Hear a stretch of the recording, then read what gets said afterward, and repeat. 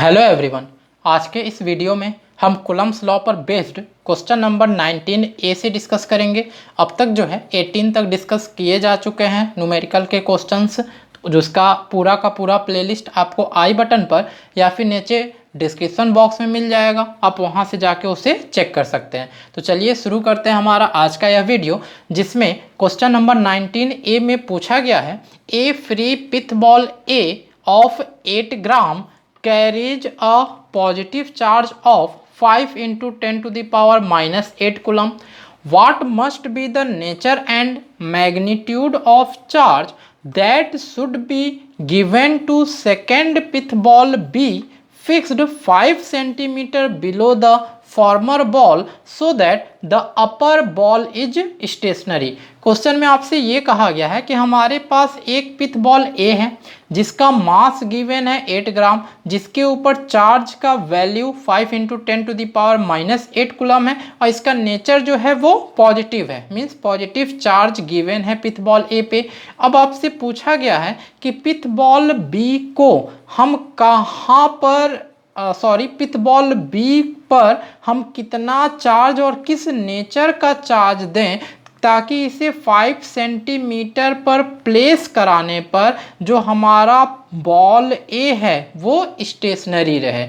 जैसे आप इसे फिगर से समझ सकते हैं। मान लीजिए हमारे पास यहाँ जो फिगर कंसीडर किया गया है, इस फिगर में पिथ बॉल ए है, इस ए के ऊपर चार्ज हमने कंसीडर किया Q1 जो कि पॉजिटिव है जैसा कि क्वेश्चन में गिवन है। अब इसका जो वेट है वो वेट डाउनवर्ड डायरेक्शन में m1g एक्ट करेगा।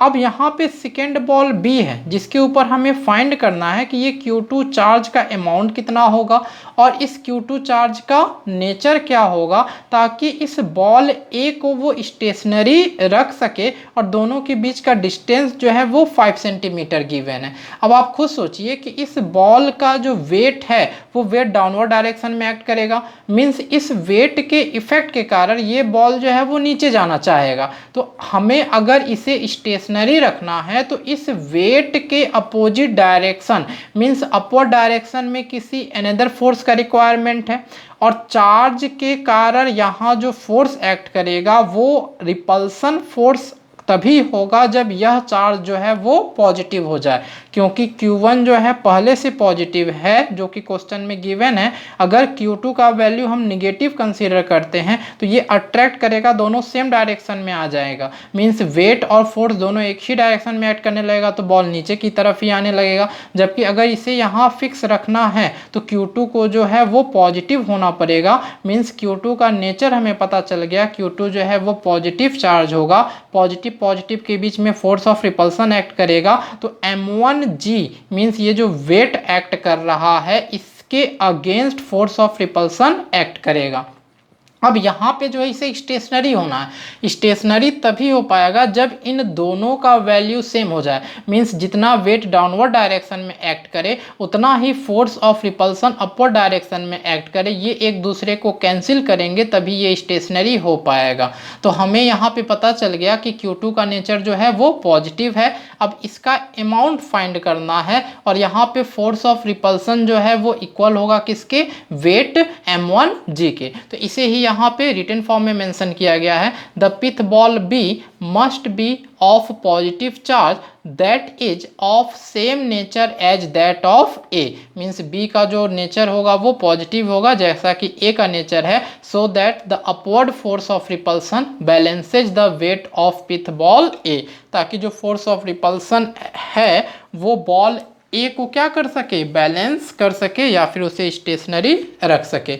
अब यहाँ पे दोनों जो हमारे पास वैल्यू है, एक वैल्यू जो कि फोर्स ऑफ रिपल्सन का होगा, एक वैल्यू जो कि वेट का होगा, दोनों एक दूसरे के इक्वल करेंगे। तो चलिए उसे भी देख लेते हैं।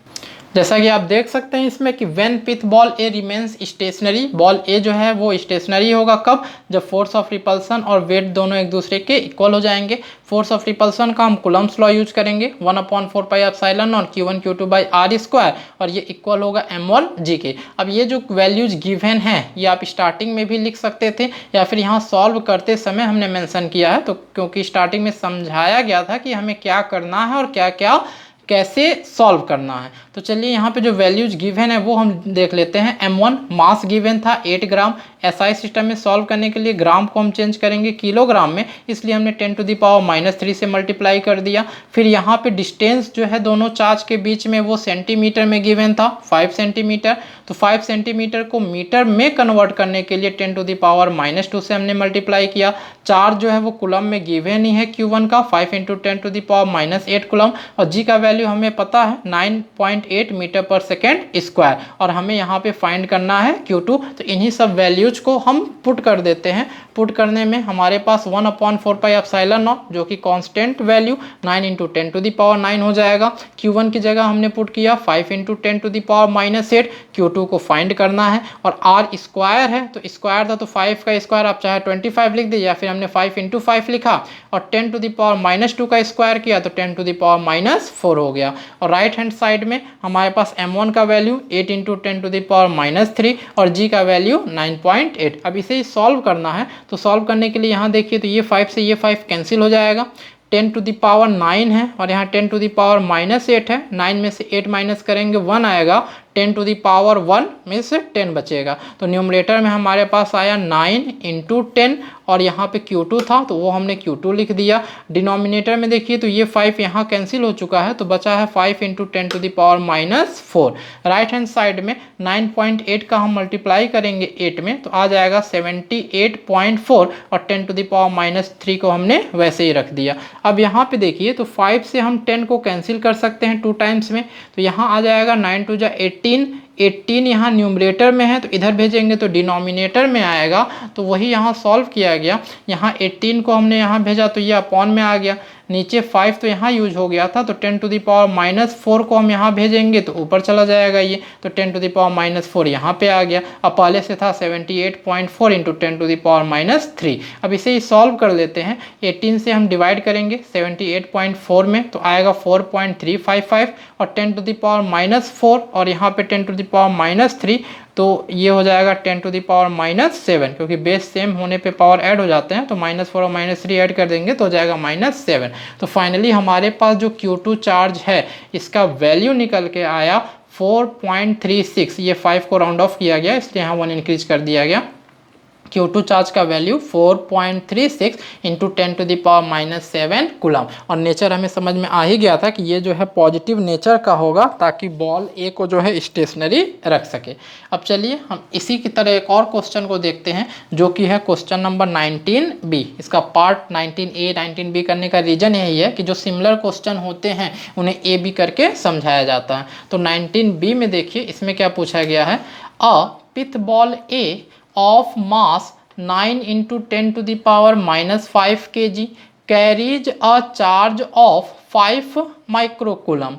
What must be the magnitude and sign on a pith ball B held 2 cm directly above the pith ball A such that pith ball A remains stationary. इस बार भी सेम वैसे ही है, बस थोड़ा सा इसमें चेंज किया गया है।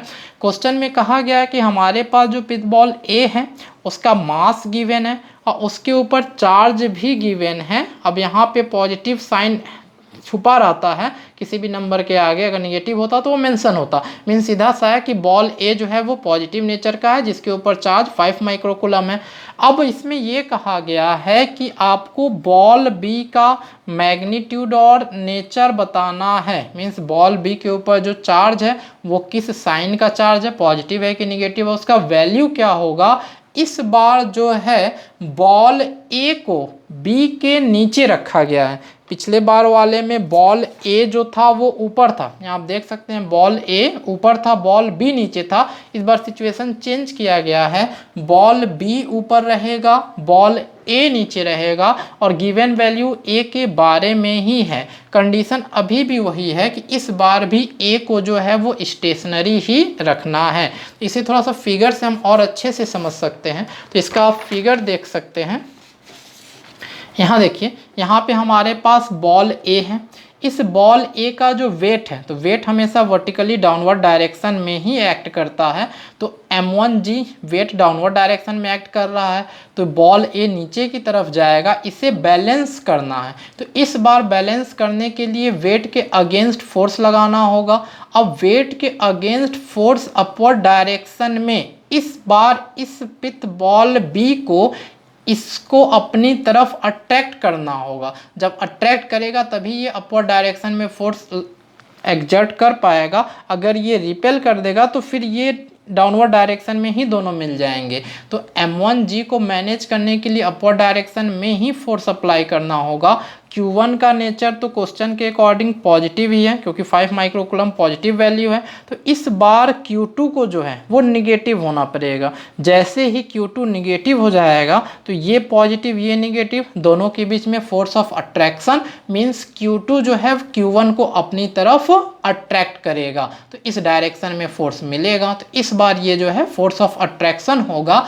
ये फोर्स ऑफ अट्रैक्शन जैसे ही इस वेट के इक्वल हो जाएगा, बॉल ए जो है वो स्टेशनरी हो जाएगा। इस बार भी बॉल ए को ही स्टेशनरी करना था, तो जिस बॉल को स्टेशनरी करना है सब डायरेक्शन हम उसी बॉल पे ही रिप्रेजेंट करते हैं। तो वही आप यहाँ पे देख सकते हैं, the pith ball B must have charge opposite to that of A. यहाँ पे जो बॉल बी पे चार्ज होगा वो ए के अपोजिट होगा, so that upward force of attraction balances the weight of pith ball A. इस बार फोर्स ऑफ अट्रैक्शन जो है वो मैनेज करेगा। तो कब अट्रैक्शन लगना है कब रिपल्सन लगना है ये फिगर से ही हमें पता चलेगा। m1g मीन्स जो वेट एक्ट कर रहा है उसे मैनेज करने के लिए हमें डायरेक्शन चाहिए फोर्स का। अब वो फोर्स आएगा कहाँ से वो हम तुरंत पता कर लेंगे फिगर के अकॉर्डिंग ही कि वो अट्रैक्शन से मिलेगा कि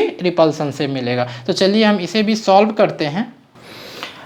when pith ball A remains stationary, यहाँ फोर्स ऑफ अट्रैक्शन का वैल्यू जो है m1g वेट के इक्वल हो जाएगा। फिर से कूलम्स लॉ लगा रहे हैं, 1/4 pi epsilon not q1 q2 by r square equals m1g। जो वैल्यूज है मास m1 गिवन था, m1 का वैल्यू जो है वो है 9 × 10⁻⁻5 kg। डिस्टेंस 2 सेंटीमीटर, सेंटीमीटर को मीटर में कन्वर्ट करेंगे तो 10⁻⁻2 से मल्टीप्लाई हो गया। चार्ज Q1 गिवन है 5 माइक्रोकूलम, तो माइक्रोकूलम को चेंज करेंगे कूलम में तो 10⁻⁻6 से मल्टीप्लाई हो गया। और Q2 हमें फाइंड करना है और G का वैल्यू नोन होता है 9.8। तो सब वैल्यूज हम पुट कर देते हैं इसमें। 1/4 पाई एप्सिलॉन नॉट की जगह 9 × 10⁹, Q1 का वैल्यू 5 × 10⁻⁻6, Q2 फाइंड करना है। r स्क्वायर, तो r का स्क्वायर करेंगे मीन्स 2 × 2 और 10⁻⁻2 का स्क्वायर 10⁻⁴। राइट हैंड साइड में m1 का वैल्यू 9 × 10⁻5 और g का वैल्यू 9.8। अब इसे सॉल्व कर लेते हैं। सॉल्व करने के लिए 10 के पावर को एक साथ मैनेज करेंगे और विदाउट 10 के पावर जो डायरेक्ट नंबर वाले टर्म है उनको एक साथ। तो यहाँ 9 का मल्टीप्लाई हम 5 में करेंगे, क्योंकि यहाँ इस बार कुछ कैंसिल होने वाला तो है नहीं डायरेक्टली। पहले हम सॉल्व कर लेते हैं फिर आपस में इसको कैंसिल करेंगे। हम चाहे तो यहाँ 9 से 9 कैंसिल भी कर सकते हैं, तो सॉल्व करना आपके ऊपर है, आप कैसे सॉल्व करना प्रेफर करेंगे। 9 का मल्टीप्लाई हमने 5 में किया तो ये हो गया 9 × 5 = 45। 10⁻9 है और यहाँ माइनस में 6 है, तो 9 में से 6 माइनस कर देंगे तो 10⁻+3 आ जाएगा। और Q2 वैसे ही रख दिया क्योंकि हमें फाइंड करना है। 2 का मल्टीप्लाई 2 में तो 4 हो गया और 10⁻⁻4। यहाँ पे 9.8 का मल्टीप्लाई हम 9 में करेंगे तो ये आ जाएगा 88.2 × 10⁻5। अब कुछ कैंसिल डायरेक्ट नहीं हो रहा है तो सीधा सा और सॉल्व करने के लिए यहाँ जो अपॉन में है मीन्स जो डिनोमिनेटर वाला टर्म है इसको यहाँ जब राइट हैंड साइड में भेजेंगे तो ऊपर चला जाएगा। तो ये 88.2 × 10⁻5 ऐसे ही हमने लिख दिया और 4 × 10⁻4 यहाँ ऊपर मल्टीप्लाई में आ गया। और ये जो टर्म है इसको इधर भेजेंगे तो यहाँ डिनोमिनेटर में आ जाएगा 45 × 10⁻3। अब जो है 88.2 का मल्टीप्लाई हम कर दे रहे हैं 4 में और 10⁻⁻5 और 10⁻⁻4 मिल के हो जाएगा 10⁻⁻9। तो यहाँ आप इसे देख सकते हैं, हमारे पास Q2 जो आया ये आया 352.8 इंटू 10⁻⁻9 और अपॉन में था 45 इंटू 10⁻3। अब इस 45 से हम इसको डिवाइड करेंगे तो डिवाइड करने पे आ जाएगा 7.84। ये +3 है, ऊपर जाएगा तो -3 होगा, तो -9 और -3 ये हो जाएगा -12। तो हमारे पास फाइनली जो Q2 का वैल्यू आया, मीन्स Q2 का जो आंसर आया वो आया 7.84 इंटू 10⁻12 कूलम। और नेचर जो है मीन्स चार्ज का जो साइन है वो यहाँ भले ही नेगेटिव न शो किया गया हो, बट स्टार्टिंग में ही सॉल्व करते समय और फिगर से भी ये समझाया जा चुका है कि यहाँ जो है वो चार्ज Q2 निगेटिव ही होगा। ठीक है, तो चलिए अब हम मूव करते हैं आज के वीडियो के लास्ट क्वेश्चन नंबर 20 की तरफ। जैसा कि आप इसमें देख सकते हैं, 3 equally charged small objects are placed as shown in figure. 3 equally charged small objects जो कि फिगर में शोन किया है, फिगर में दिखाया गया है।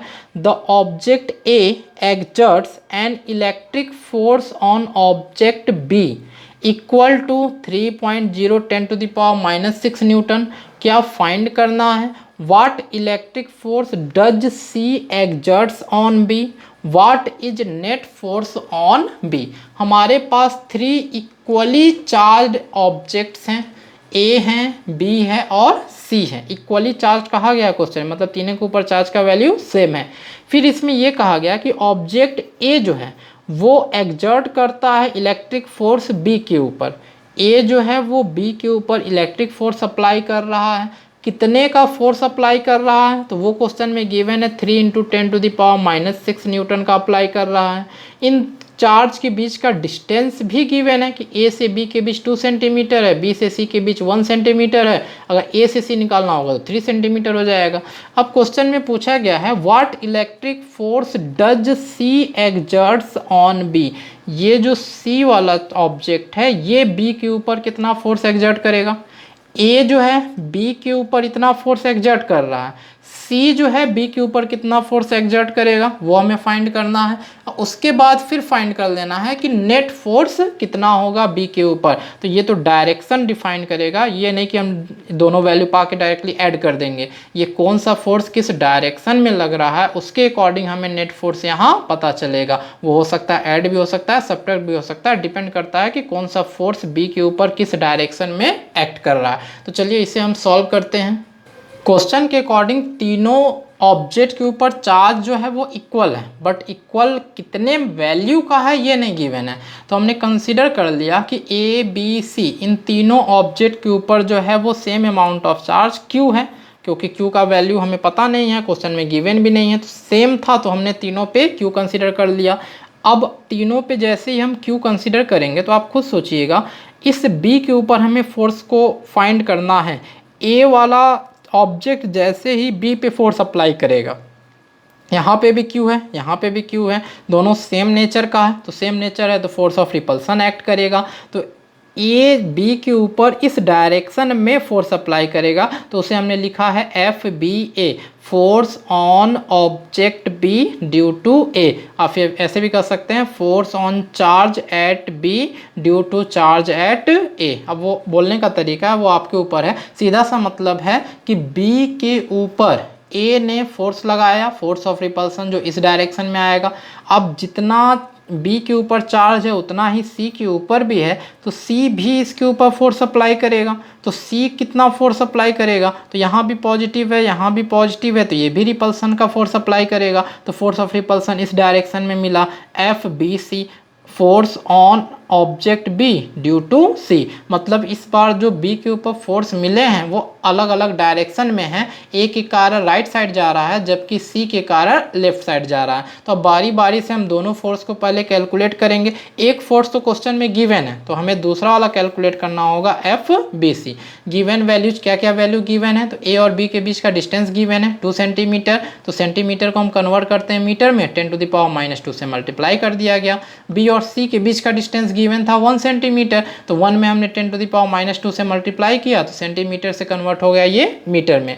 अब यहाँ कंसीडर किया गया है let Q be the charge on each object. हमने कंसिडर किया गया कि हर एक यानी ए बी सी तीनों के ऊपर same amount of charge Q है। क्वेश्चन के अकॉर्डिंग जो बी के ऊपर ए के कारण फोर्स लग रहा है मीन्स एफ बी ए वो कितना 3 × 10⁻⁻6 न्यूटन। ये वैल्यू क्वेश्चन में गिवन था। अब हमें फाइंड क्या करना है, हमें फाइंड करना है सी के कारण बी पे कितना फोर्स लगेगा। तो हम इसका यूज करते हैं, इसमें हम कूलम्स लॉ का फॉर्मूला लगाते हैं। कूलम्स लॉ का फॉर्मूला है क्या हमारे पास, तो फोर्स इज इक्वल टू 1/4πε और Q1 Q2 अपॉन में डिस्टेंस का स्क्वायर।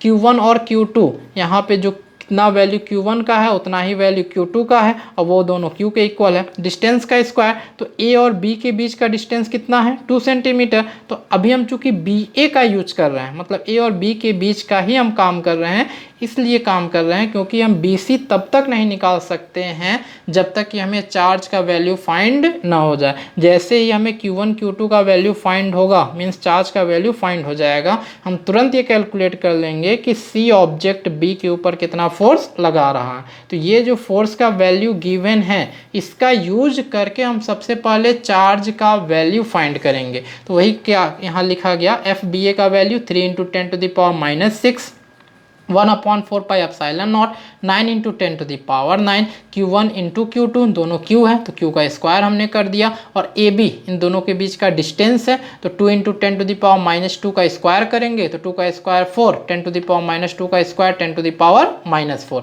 अब इसे सॉल्व करके हमें सबसे पहले चार्ज का वैल्यू फाइंड करना है।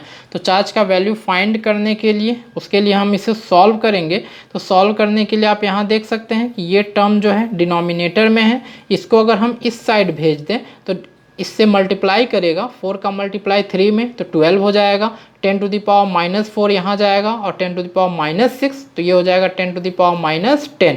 और ये टर्म ऊपर है न्यूमरेटर में तो इधर आता तो अपॉन में हो जाता 9 × 10⁻9। अब यहाँ इसको हम कैंसिल कर देंगे 3 से, तो 3 3 जा 9, 3 4 जा 12, तो आ गया 4/3 और ये +9 ऊपर जाके -9 बनेगा, -10 पहले से है -9 तो ये हो गया 10⁻19। मीन्स हमारे पास Q स्क्वायर का वैल्यू आ गया 4/3 × 10⁻19 कूलम। हम चाहे तो यहाँ से Q निकाल सकते हैं, बट जब हमें कूलम्स लॉ यूज करना है और कूलम्स लॉ में हम Q1 × Q2 करते हैं, यहाँ Q1 Q2 सेम है तो Q स्क्वायर ही आएगा, तो एक स्टेप हम यहाँ बच जाएंगे। अलग से Q हमें निकालने का ज़रूरत नहीं पड़ेगा, हमारा काम Q स्क्वायर से चल जाएगा। अगर Q निकाले तो भी सही, ना निकाले तो अपना ही टाइम बचेगा, क्योंकि क्वेश्चन में चार्ज नहीं पूछा गया है, क्वेश्चन में आपसे फोर्स पूछा गया है। तो चलिए अब हम निकालते हैं FBC। FBC कहने का मतलब ऑब्जेक्ट B के ऊपर C के कारण लगने वाला फोर्स। तो 1/4πε0 Q1 Q2 दोनों के ऊपर चार्ज यहाँ हमने लिखा, और इस बार डिस्टेंस BC है तो Q1 Q2 Q का स्क्वायर ही बनेगा क्योंकि दोनों Q है, और 9 × 10⁻9 इसका वैल्यू हो गया, और BC का वैल्यू डिस्टेंस जो था वो 1 सेंटीमीटर, तो मीटर में कन्वर्ट करने के बाद 10⁻2 मीटर, और उसका स्क्वायर यहाँ होता है तो R स्क्वायर मतलब BC स्क्वायर, तो ये हो गया 10⁻4। अब इसे ही सॉल्व करना है, Q स्क्वायर का वैल्यू हम यहाँ यूज कर ले रहे हैं, तो ये हो गया 4/3 10⁻19। 3 से इसे कैंसिल करेंगे तो 3 टाइम्स जाएगा, और इस 3 का मल्टीप्लाई 4 में करेंगे तो 12 हो जाएगा। ये +9 और ये -19, तो 19 में से 9 हटा दीजिए तो बचेगा -10, तो ये हुआ 12 × 10⁻10, और अपॉन में 10⁻4 है, ये -4 ऊपर जाएगा तो +4 हो जाएगा, तो -10 + 4 ये हो गया -6। तो फाइनली हमारे पास जो BC का वैल्यू आया, force on object B due to object C equals 12 × 10⁻6 newton along BA। ये डायरेक्शन बता दिया है किस डायरेक्शन में एक्ट कर रहा है। अब इसके सेकेंड वाले पार्ट में कहा गया था कि B के ऊपर नेट फोर्स कितना लग रहा है, तो नेट फोर्स लगेगा कितना, उसके लिए अगर आप यहाँ देखिए तो एक फोर्स जो FBA है वो राइट साइड है, दूसरा वाला FBC लेफ्ट साइड है। अब नेट फोर्स होगा कितना, तो दोनों का अगर वैल्यू देखें तो एफ बी ए का वैल्यू 3 इंटू 10⁻⁻6 है, और जबकि एफ बी सी जो है वो 12 इंटू 10⁻⁻6 आया है। ये 3 इंटू 10⁻⁻6 है, जबकि इसे सॉल्व करने पे 12 इंटू 10⁻⁻6 आया है। मीन्स लेफ्ट साइड का जो फोर्स एक्ट कर रहा है वो ज़्यादा है राइट साइड वाले से, इधर ज़्यादा फोर्स एक्ट कर रहा है, इधर कम फोर्स एक्ट कर रहा है। तो नेट फोर्स निकालने के लिए एफ बी सी में से हम एफ बी ए माइनस कर देंगे। तो वही काम यहाँ पे किया गया, net force on charge at B, तो यहाँ मेंशन कर दिया गया कि एफ बी सी जो है वो ग्रेटर है एफ बी ए से, तो इसलिए हम बी सी में से बी ए माइनस कर देंगे। तो 12 इंटू 10⁻⁻6 में से 3 इंटू 10⁻�6 माइनस करना है, सॉल्व करना है, तो पावर सेम है तो डायरेक्टली हम इसको सब्ट्रैक्ट कर सकते हैं। तो 12 में से 3 अगर सब्ट्रैक्ट कर देंगे हो जाएगा 9। तो F net force at B जो आया वो आया 9 इंटू 10⁻⁻6 न्यूटन, जो कि बी ए के अलॉन्ग होगा। तो ये था हमारा क्वेश्चन नंबर 20। नेक्स्ट वीडियो में जो है हम 21 से डिस्कस करेंगे। आई होप आपको कूलम्ब्स लॉ के ऊपर बेस्ड जो न्यूमेरिकल्स हैं वो अच्छे से समझ में आ रहे होंगे। तो चलिए मिलते हैं हम अपने नेक्स्ट वीडियो में।